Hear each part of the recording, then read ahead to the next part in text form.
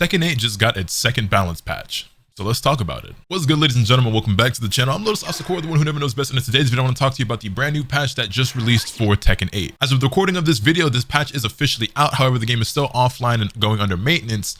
I guess just to update everything and get everything functioning properly again. I don't really know why the game goes under such long maintenances for these patches, but I do have a theory and something that I kind of want to talk about and share with you guys before we dive into the notes and everything that's included in this update. And that theory has to do with the fact that, first and foremost, in case you weren't aware, Tekken 8 is the first time in the Tekken franchise that the game, or that a Tekken game has released globally simultaneously. Even if you look back at the most recent installment in the franchise with Tekken 7, that game released in arcades overseas in Asia in 2015, and then didn't release on console here in the States for another 2 years in 2017, if I remember correctly.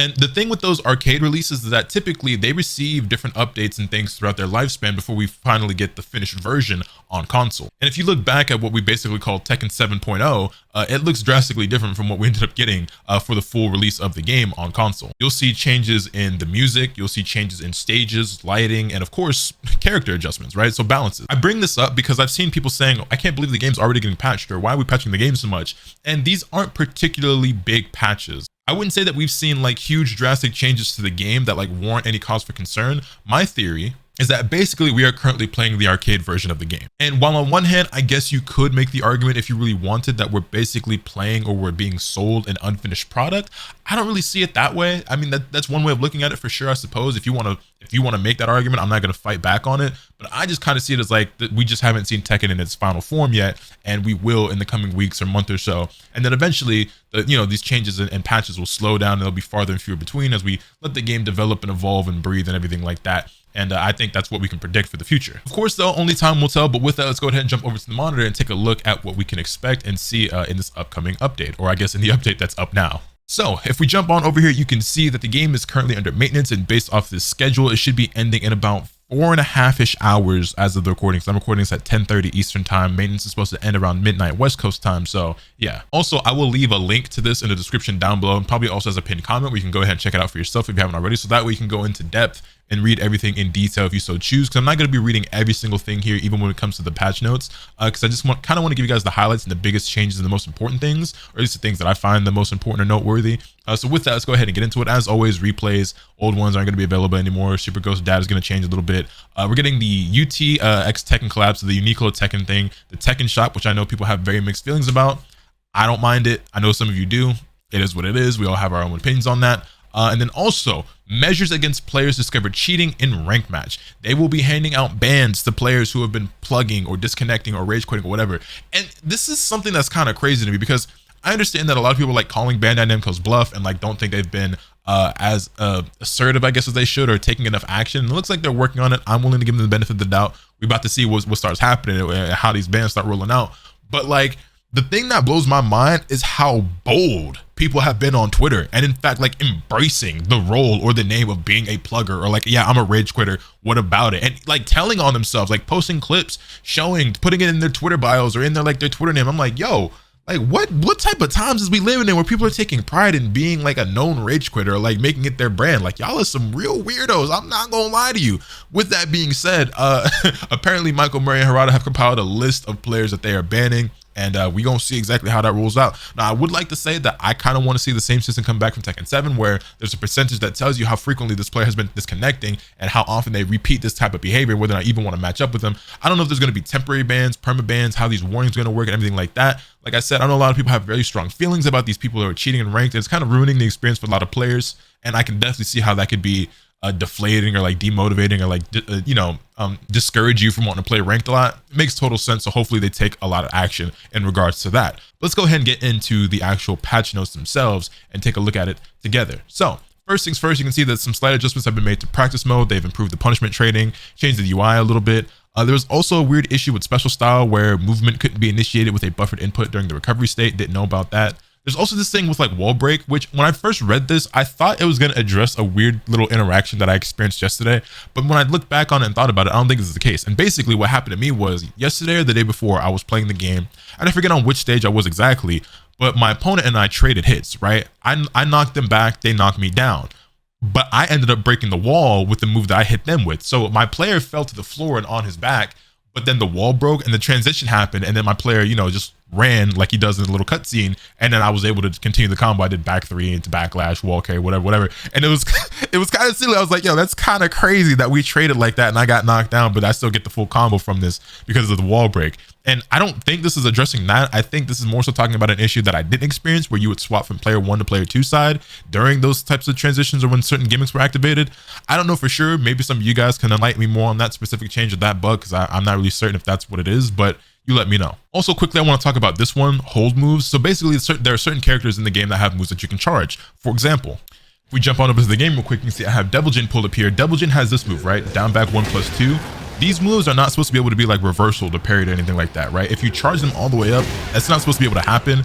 But for some characters or certain moves, it was. Like regular Jin, for example, could parry this move. And basically, they just fixed it so that that doesn't happen anymore. So characters like Alyssa, Asuka, Devil Jin, Jack, King, Kuma, and Panda, Lars, Nina, Reina, Xiaoyu, and Yoshimitsu all had their charged up moves fixed so that they weren't parried by like Jin or like Leroy anymore. Moving on, there's also several changes that have fixed some bugs on certain stages. So Yakushima, Descent into Subconscious, Elegant Palace. Again, if you want to read everything in detail for yourself, link is in the description down below and probably also as a pinned comment. Next, we have this one. I think this is a big one that's worth noting and taking a look at and talking about. Chain throws. I'm sure you guys are all very, very aware how powerful King is in this game and how much of a pain he can be to deal with, right? But not only does he have a very powerful moveset and toolkit, he also had throws that were bugged. And basically in this game, right, if you block a rage art or if you throw somebody out of a power crush, throws become guaranteed. Now that's not new, that's by design. The same thing happened like Tekken 7, where if you threw somebody during a power crush, they could not break out of that throw. However, in this game, right, let's say King starts a chain throw, that entire chain throw and those guaranteed throw situations would become guaranteed and unbreakable. From my understanding, this fixes that so that that is no longer the case. Another one that applies to King is the issue where certain throws could still connect while the opponent was being hit against the wall, even after a wall break has been corrected. If I can find the clip, I'll show it on screen, but I did see a really funny clip of this, of a King player doing a wall throw on somebody after the wall had already been broken and they were kind of just like hovering there in midair. It was pretty funny. It was a bug, obviously, and they've gone ahead and fixed that. It looks really silly though. But yeah, that was a bug fix. Then moving on, we get into the character specific notes, and there is a very common trend that I noticed, and I'm sure you will notice if you go through these notes, that apply to almost every single character that's on this list, if not every character on this list. And it's even here in the very first change for Alyssa. Adjusted the collision detection with the opponent to make it more difficult to slip under a floating opponent by extending the collision upward. And this applies to Alyssa, this applies to Asuka, this applies to Hwarang, June, Kazuya. A lot of characters had that adjustment made, and so that's why this isn't that big of a balance patch. Even though you might look at this and first and go, oh my god, there's so many changes, so many characters. For the most part, it's extended the hitbox upward or extended the collision so that floating opponents don't, you know what I'm saying? It's a lot of that. There are still some noteworthy changes though, as this one for Alyssa, right? Her up forward 1 has been nerfed. The behavior of the opponent upon the second hit in mid-air has been altered. When hitting an airborne opponent, the behavior after the third attack, after the tornado was triggered, has been changed. This change was made as unintended follow-up attacks were connecting when the third hit missed in mid-air, basically just giving her different damage. They also changed her up forward 1+2 during destructive form. Floor break will not only occur on the final hit of the move as opposed to earlier hits. The next one on this list that I want to talk about is kind of crazy, and I think it's hilarious. Y'all not gonna like this, right? But as an Azucena player, I do. They actually buffed Libertador stance, and I hope I'm pronouncing that correctly, but they fixed the ability to evade low heat smashes, unblockable attacks, and certain effect base attacks. So let's just say, for example, if I jump over to training mode real quick and I have Victor in heat real quick and I just go into Libertador stance and I have Victor do his heat smash, she goes over it because it's a low. So that means Claudio, I believe, Victor, Kazuya, any character who has a low heat smash, it's hold that hold that, I suppose. So that's hilarious. And then they also corrected the issue where attempting to evade a high attack immediately after the end of the heat state could cause heat to activate again.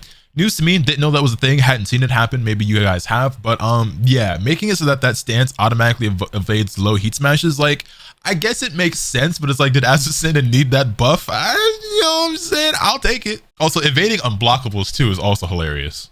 They also increased the attack range to reduce the occurrence of whiffing for certain moves. So when she evades like a high, I guess they gave that punch that she does an even bigger hitbox. So Azucena buffs, hooray!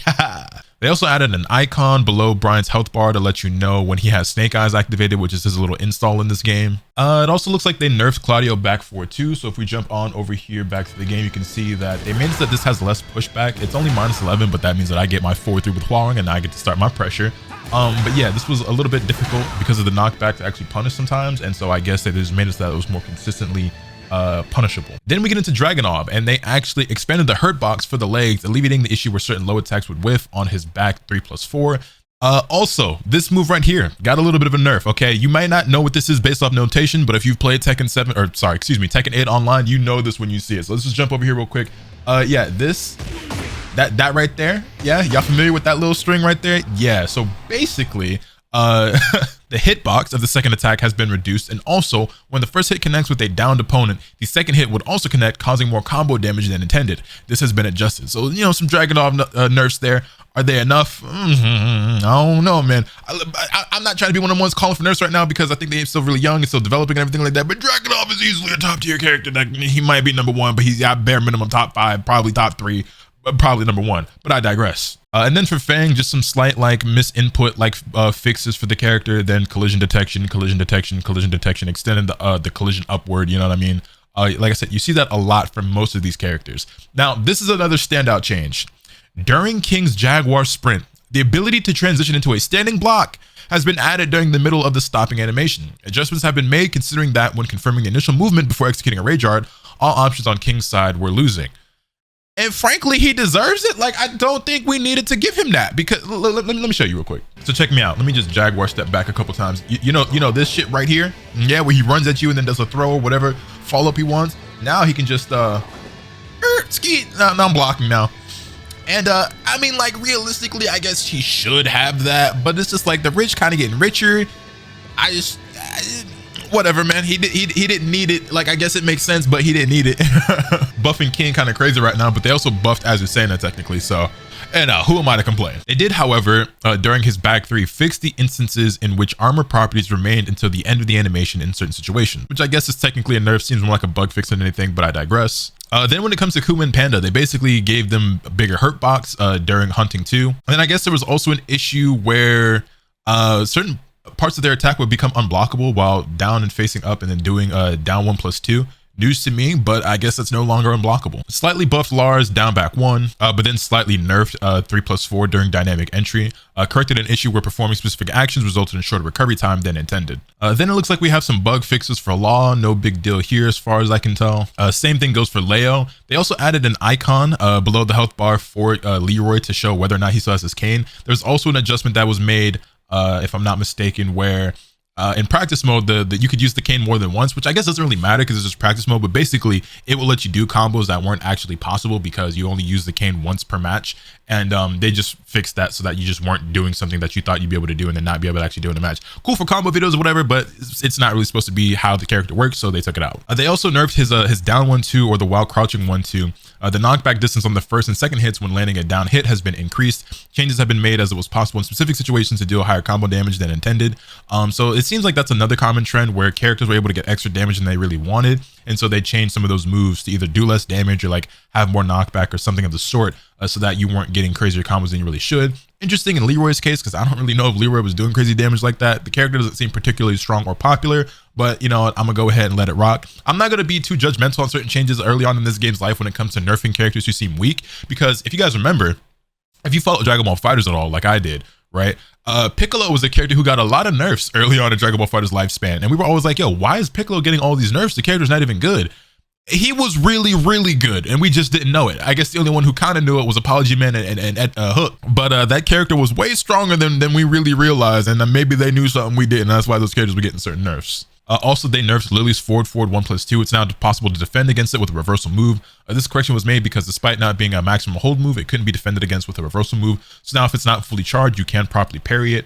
They fixed an issue with Nina quarter circle back 4. The issue where you couldn't input buffer moves during heat activation or heat dash has been corrected. They also slightly nerfed the damage on 1 during Twisted Nightmare from 25 to 20. They also made a slight change to Raven's clones to make it a little bit easier to see. And then there are a handful of little Reina nerfs here as well. They made it so that she gets a little bit less damage again. There was higher combo damage than intended, so they nerfed the first, second hit of 3+4. This is another big one. This is another huge one, actually. Victor's throws, whoopsie, let me zoom back in. Victor's throws have been fixed. They were, in fact, a bug.